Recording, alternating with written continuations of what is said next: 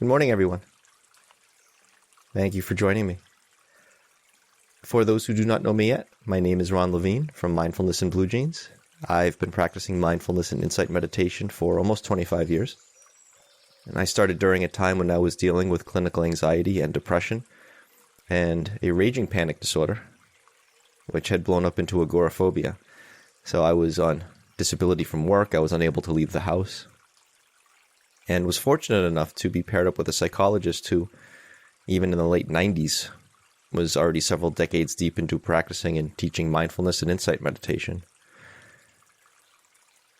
This is what he offered me as a way of dealing with what I was going through, and I was not impressed with his suggestion. But I did give it a shot. And, quarter of a century later, here I am.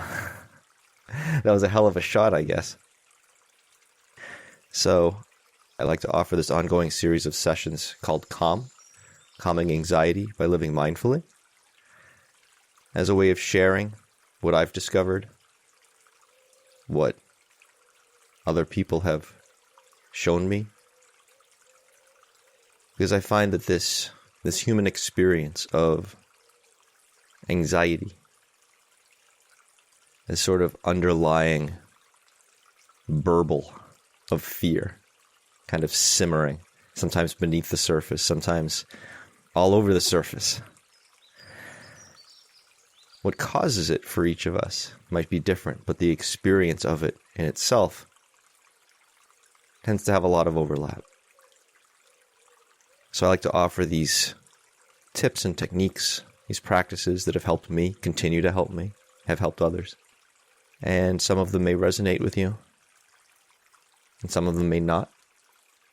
And as they say, you can take the best and leave the rest. So we're going to go through another technique this morning, and perhaps it's one you'll like to take with you through the rest of your day, maybe longer. So let's jump in, okay? Let's begin, as we always do, by imagining that we are suspended from the ceiling by a piece of string attached to the top of our head. It's a nice cue to sit up straight without adding any extra tension to do so.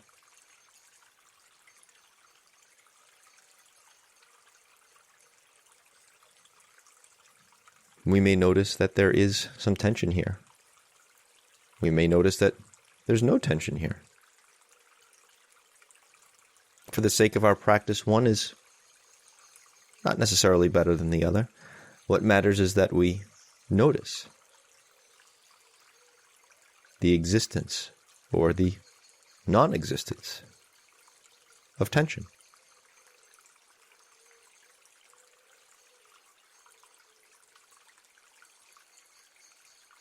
If there is some tension here, we can allow the tension to be here.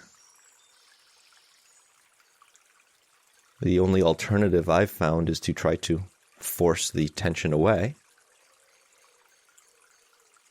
which is just bringing more tension to the tension that's already here in an attempt to get rid of tension, as if that's going to work. So, yeah, if there's some tension here,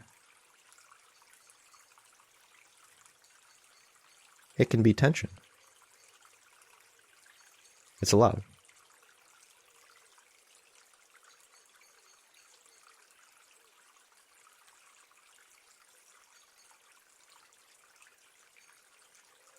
And one of the things that we can do with tension, or with a lack of tension,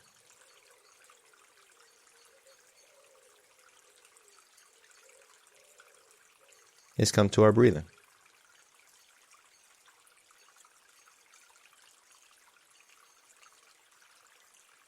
And if there's tension in the breathing, we can notice there's tension in the breathing.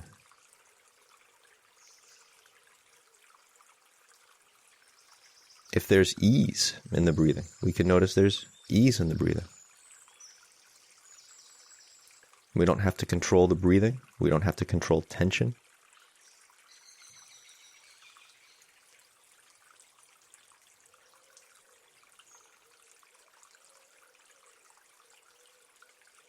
it can be enough to see how they unfold.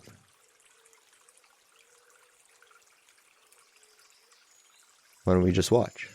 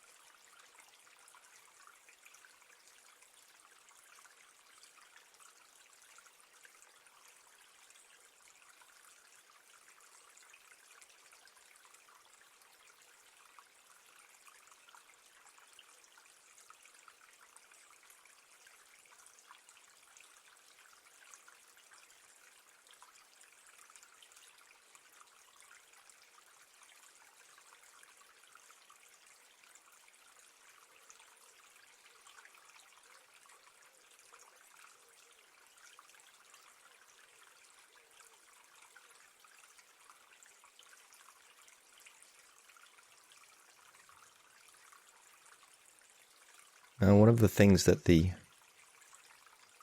Buddha taught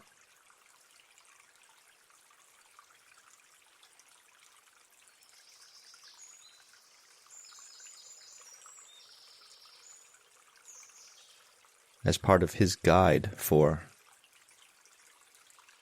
releasing ourselves from suffering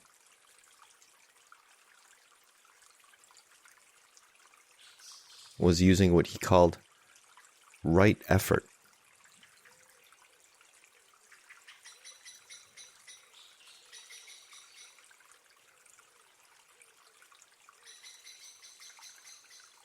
You notice he didn't say maximum effort.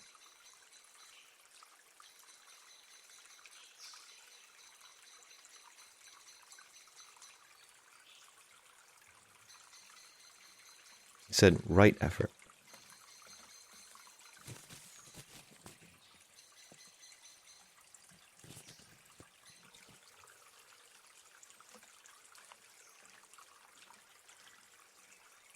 The way we approach tension is an example of that.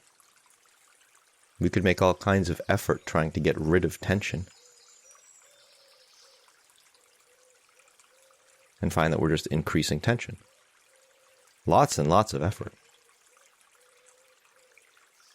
Is it right effort?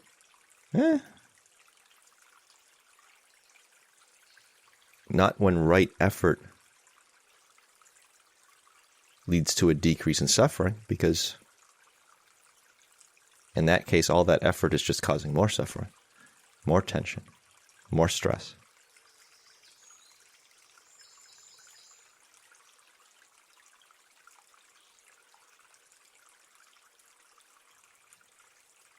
So we're not looking for maximum effort necessarily. We're looking for right effort. And we may not know what kind of effort or how much of it is right effort at a particular time. So sometimes our right effort is first finding out what right effort is.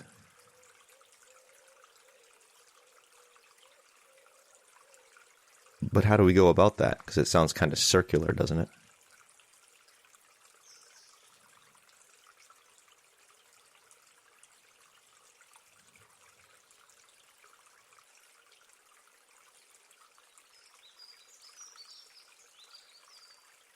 I tried an experiment a couple of weeks ago.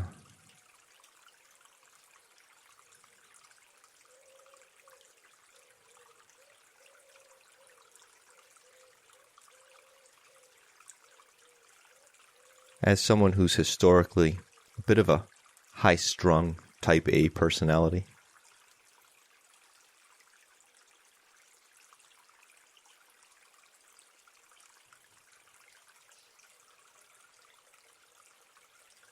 I decided one morning that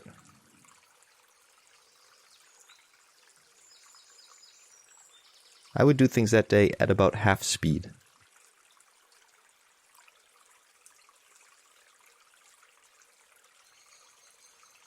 Obviously not things like, driving.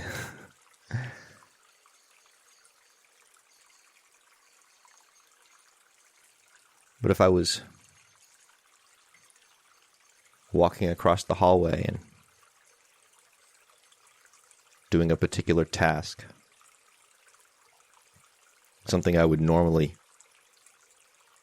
rush through with this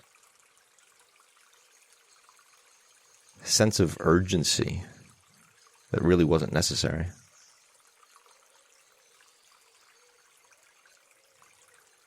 I would deliberately go down to about half speed. I would walk half speed, brush my teeth half speed, eat half speed. Maybe it wasn't quite half, but it felt like it.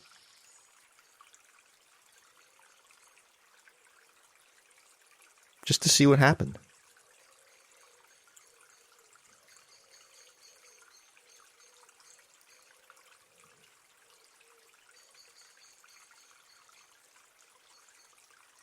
And I found something interesting.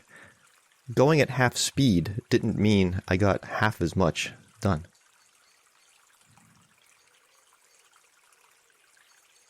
When logically, you'd think that's the way it would go, but it didn't.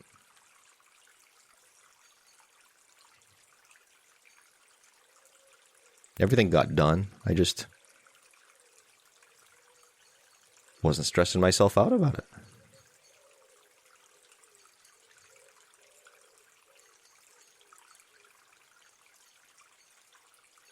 It turned out I didn't have to put in maximum effort.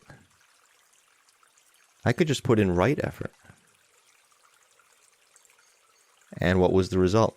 Well, same stuff got done, less stress and suffering.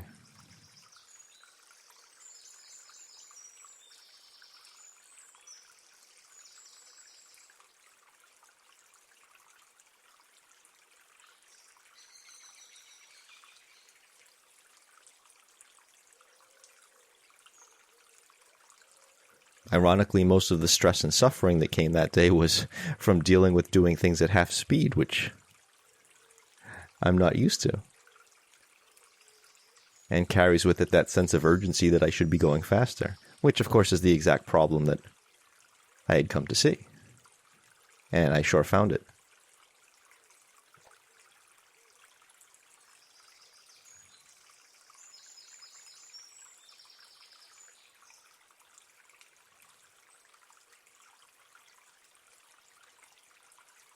And this applies to our mindfulness practice as well. If we're trying so hard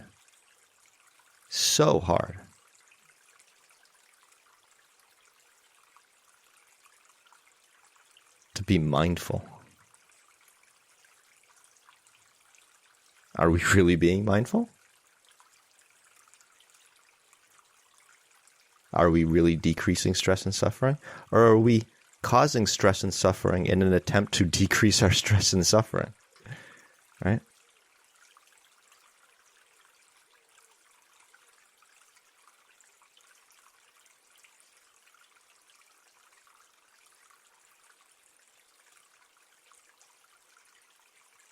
So let's try to find that sweet spot of right effort today. And if we've been putting forth maximum effort, if we've been overexerting, then that means we might have to just ease up a little bit.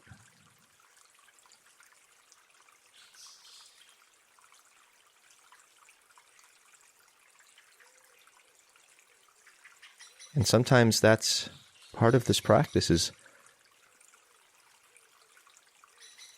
seeing we can do less.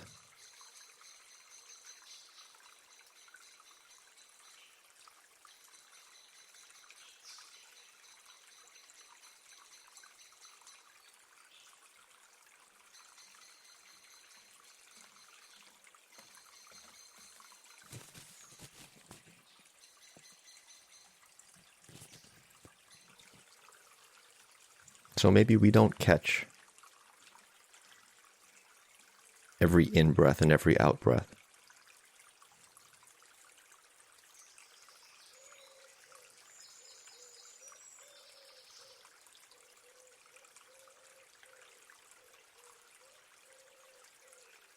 It's not a crisis.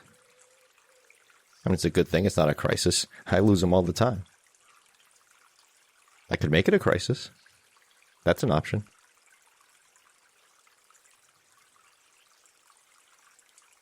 But why?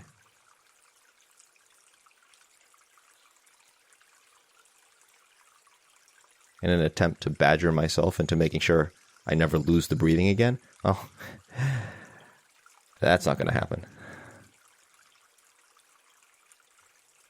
That's not right effort.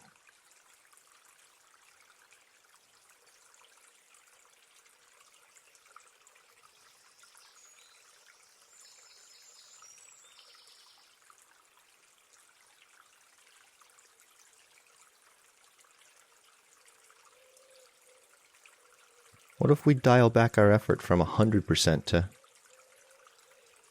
80% for a couple of minutes? And just watch the breathing.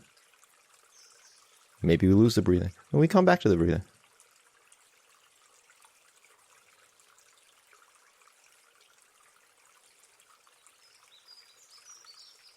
What if we do it at just 80% effort? 80% of whatever we've been doing.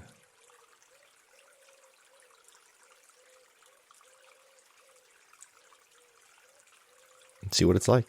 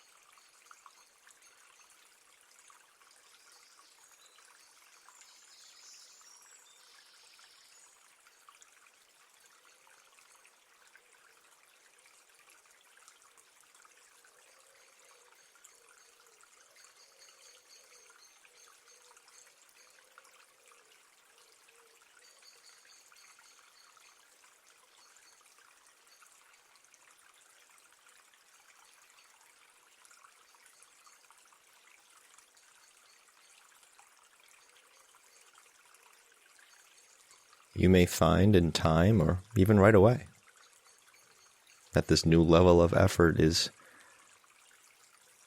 still too much, or now not enough.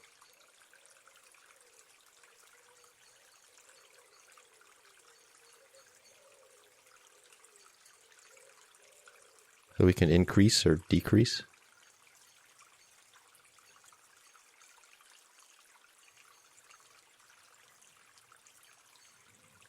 Experiment.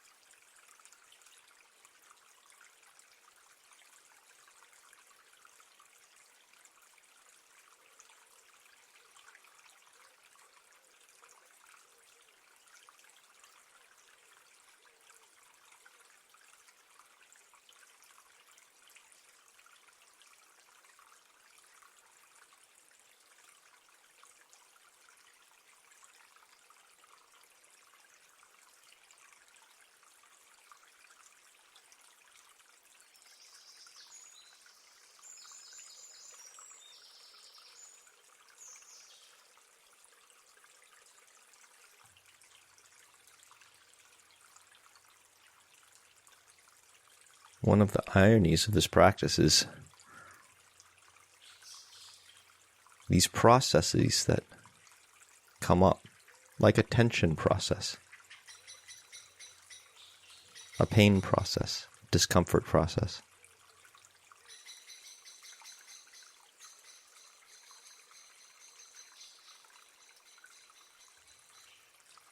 When we're over-efforting, over-exerting, it's typically in an attempt to get them to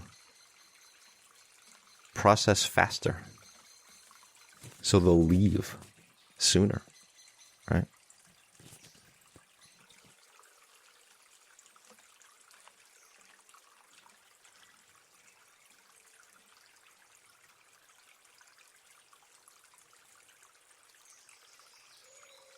But it's that interference that keeps them here, agitated, unable to engage in the processing that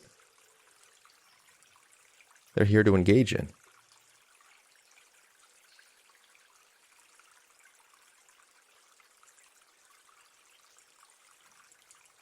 So as we learn to more successfully manage our effort process, so that it's skillful, efficient, right,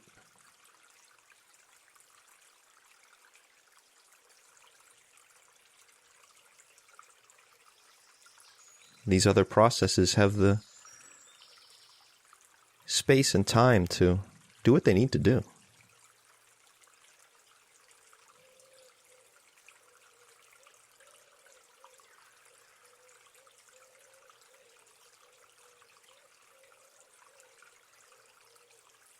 And then they actually leave faster.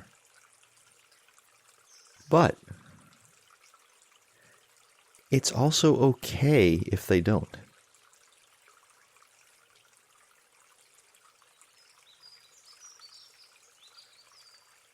And again, the paradox is it's because it's okay if they don't that they usually do.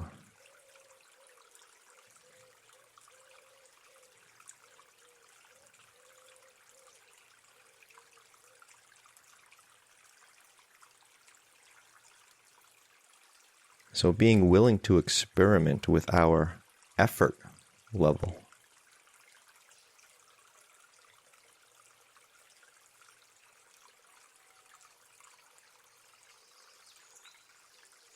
being willing to try a little less hard, ease up on that white-knuckled grip,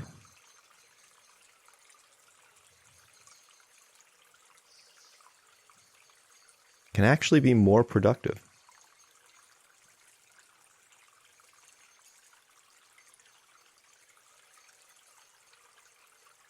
And at the same time cause less stress and suffering.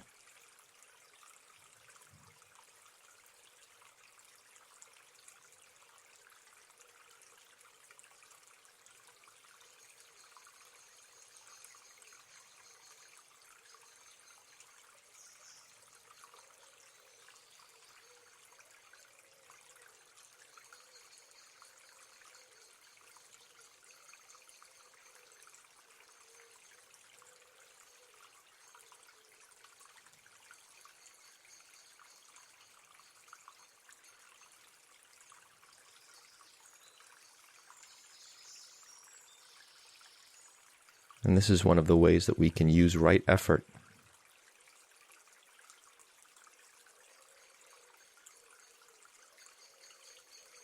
to guide us on our path.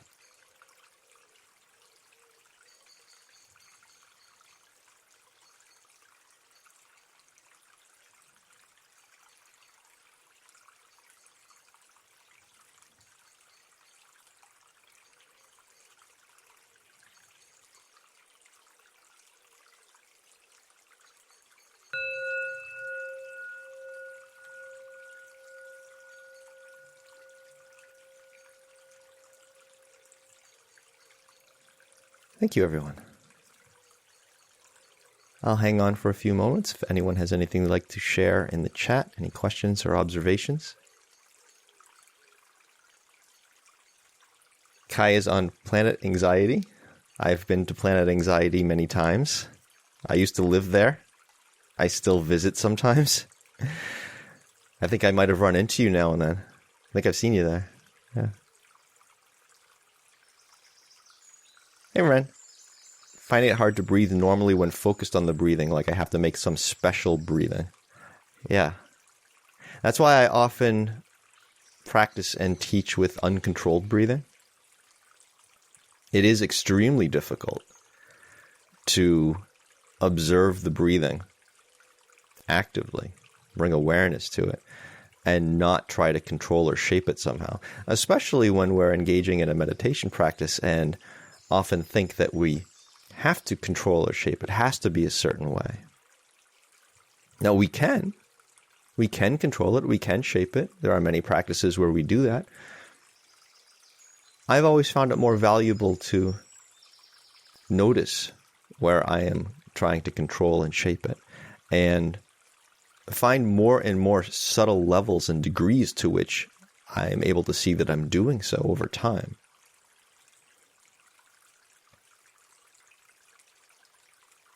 So sometimes that in itself can be the most challenging practice. You mentioned perhaps focusing on belly expanding. I've done that. Nothing wrong with it. You may find it helpful. You may find it helpful to simply try not to control the breathing at all and see what happens. You may find different techniques useful at different times. There isn't one particular right way. It's like with finding the level of right effort. There's experimentation. Oh, what happens if I do this? What happens if I do that? But it is very instructive, I've found, to just watch the breathing without trying to control it. And watching the control that still arises. Again, the same way we don't have to use maximum effort in an attempt to try to get rid of tension and bring more tension to it to get rid of it and so forth.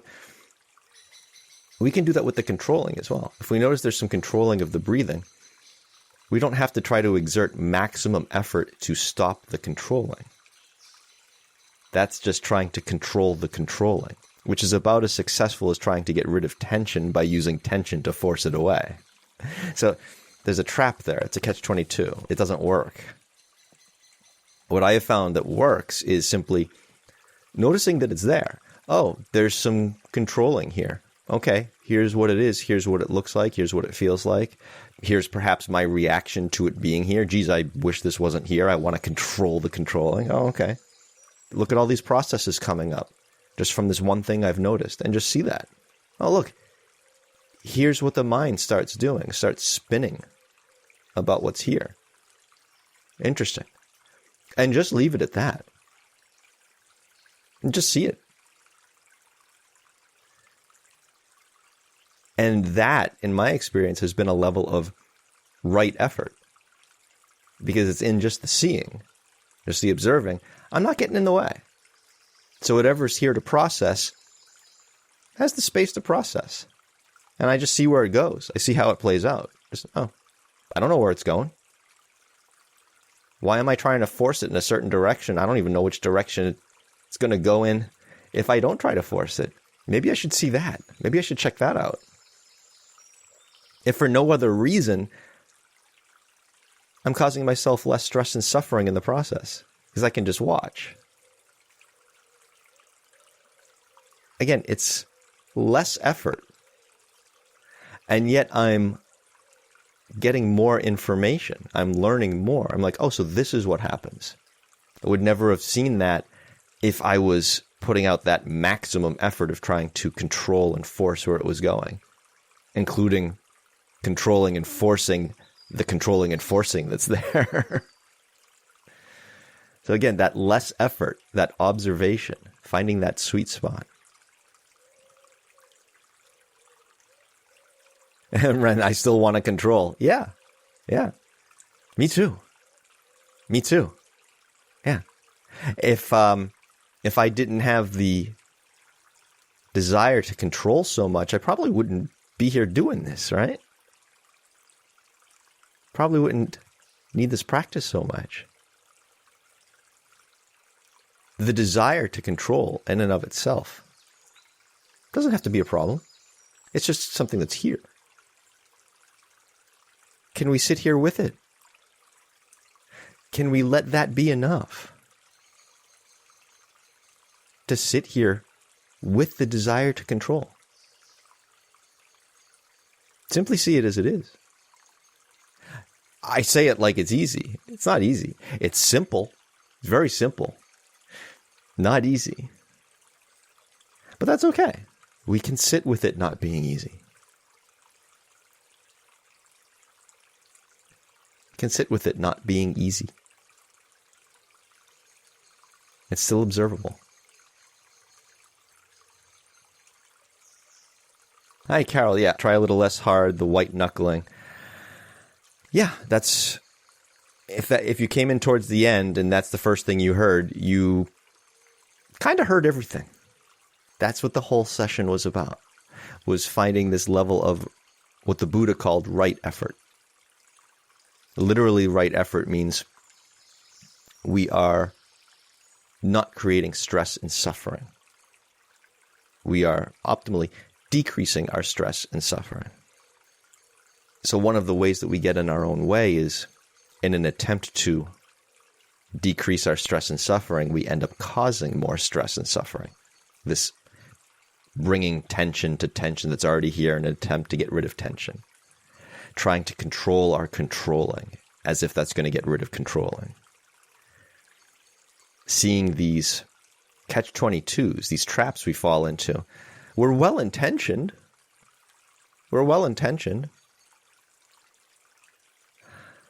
But what we are doing in thought and speech and action, what we are doing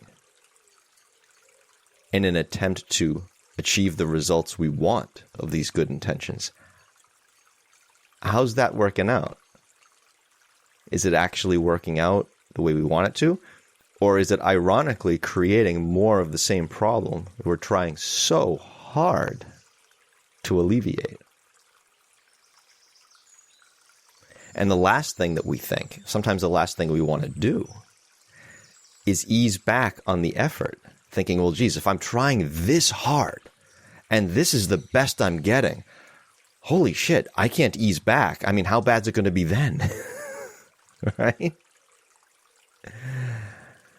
If anything, I need to somehow find more effort to put in. And often the last thing we think is to ease up a little bit. Sometimes it's the last thing we try. I always like to say we as humans always do the right thing after we've exhausted all other options. Right? Not until we find every damn thing that doesn't work will we finally do the thing that does. This is one of those cases. And it's like I always say, you can drop your weapons because they're just going to be right there in front of you if you want to pick them back up again. And this is kind of like that. We can ease back on the effort and we can let it be a mistake. Oh, I think this is going to be a horrible mistake. Okay. Not unrecoverable. If you ease up a little bit and find it's really the disaster that you're afraid it's going to be, okay. Turn it back up to 11 again. I mean, that's an option. I don't think I've ever found myself wanting to do that, though, when I've eased back. Usually I'm just like, oh, geez, why am I not doing it at this level all the time? Right? And we just build that habit. We remember a little faster, a little sooner. Oh, you know what? Maybe I'm trying too hard. Let me try easing back a little bit. It turns out to be a mistake. Okay, fine. I'll go back to maximum effort.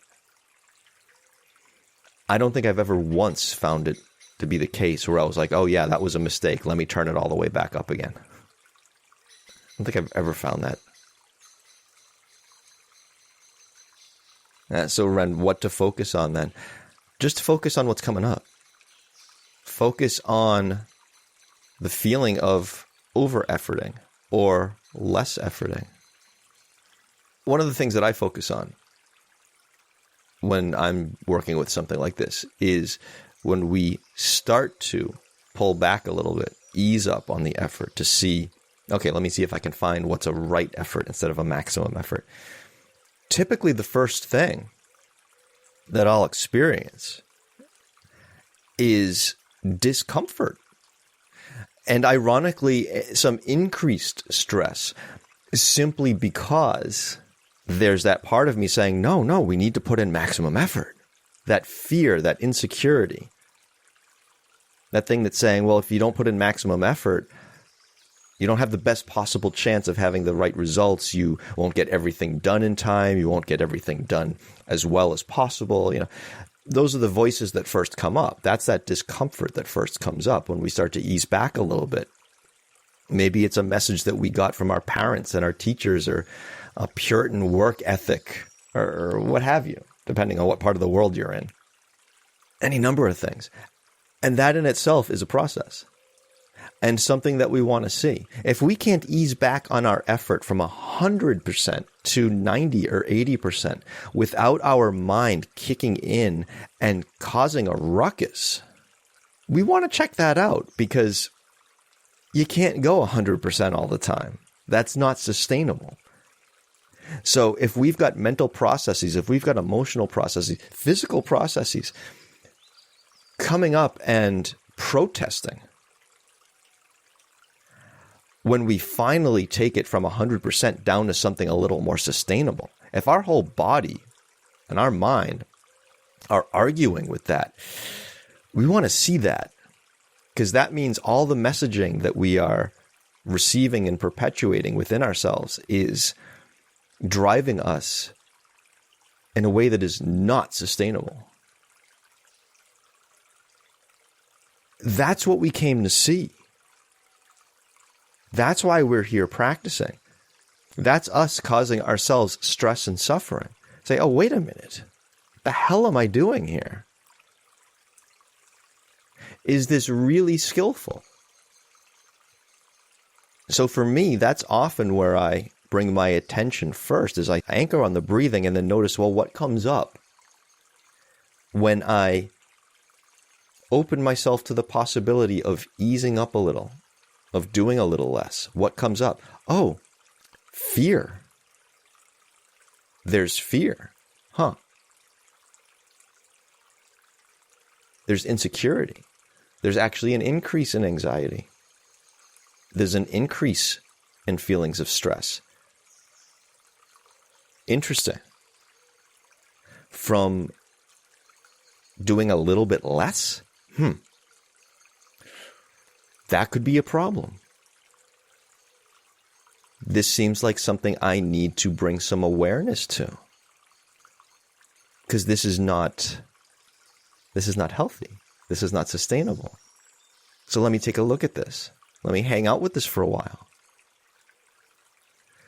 And it's in the process of doing that that we begin to see, oh, well, wait a minute, the sky's not falling. I don't have to go 100% all the time. I don't have to overexert. I don't even have to try to stop the feelings of fear and insecurity that come up when I do back off a little bit. But I don't have to do that. They can be here. And that in itself becomes reinforcing in the practice.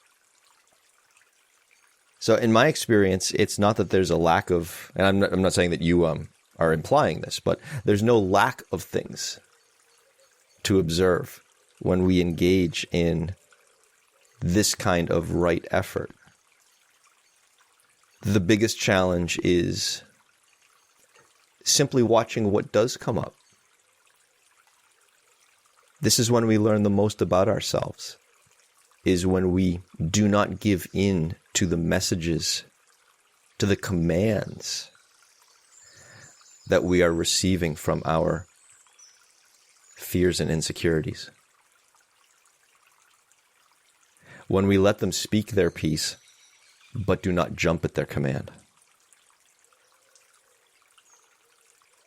Yeah, and Ren, again, I notice I'm looking for unpleasant body sensations, pains, and aches. I like to say that this is a practice of seeing, not looking.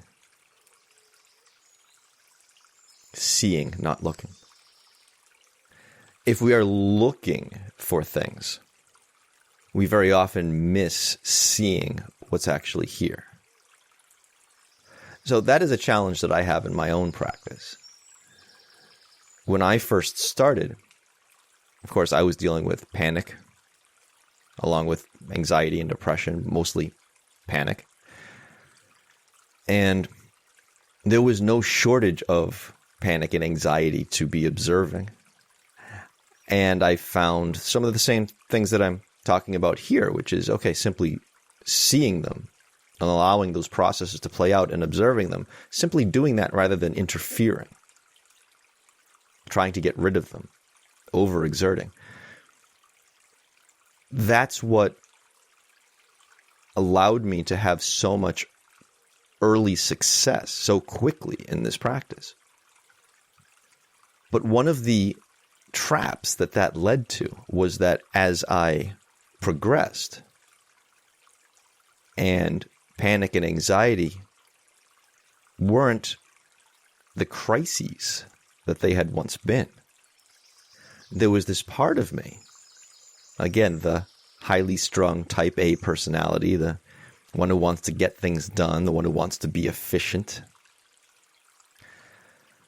There was this part of me looking for more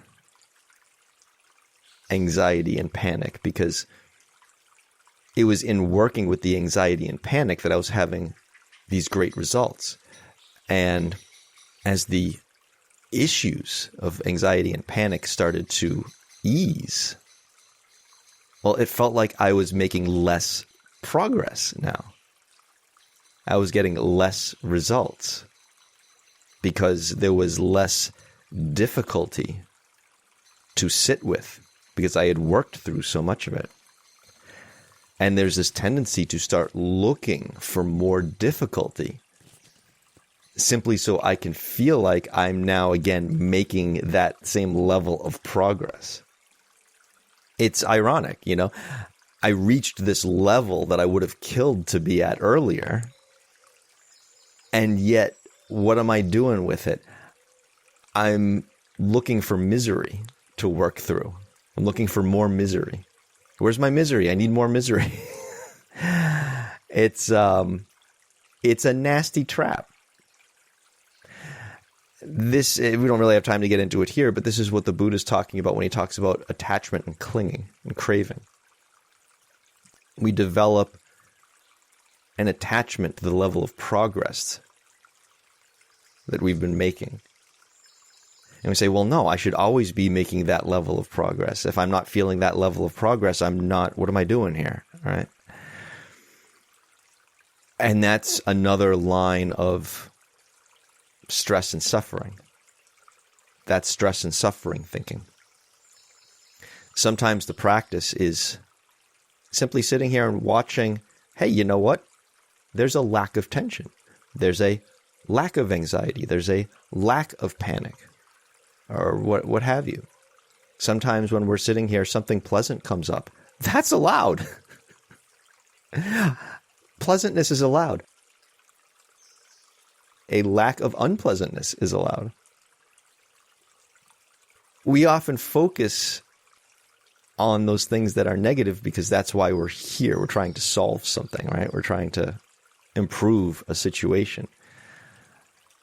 And the message that sometimes we concoct out of that is that, well, anytime we're here sitting on the mat or what have you, sitting on the cushion, there should be something bad here that we're working through, right?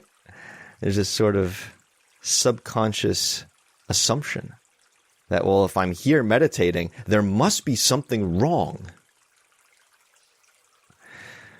And the more wrong it is, the more I can get done. Which again, it's sneaky. That's that overexerting. That's that 100%. Nah, it doesn't have to be. Sometimes we can just sit, just watch the breath. And maybe there's nothing much here. And again, the funny thing is, when we first come to the practice, that's what we're actually looking for. But then when we make some progress and we reach that stage for a while, which in itself isn't permanent, bad shit will come up again, it will. But when we reach that stage for a while, like, oh, everything's okay for now, there's not a lot here to work with, all of a sudden, that's a problem now. Where we wanted to get to, once we're there, it's like, oh, well, no, this can't be right. Where's the bad stuff? There's got to be bad stuff. Interesting trap that arises. And again, that in itself, ironically enough, is a suffering line of thinking. It is, in a sense, the exact suffering line of thinking that it itself is looking for. It's a hell of a paradox. And in that moment, that's what we came to see. And so, again, we don't look for it. We see it if and when it arises. All right, I think I'm going to wrap it up there. I hope you all have a great rest of the day. And see you again real soon. Thank you all so much, everyone. Cheers.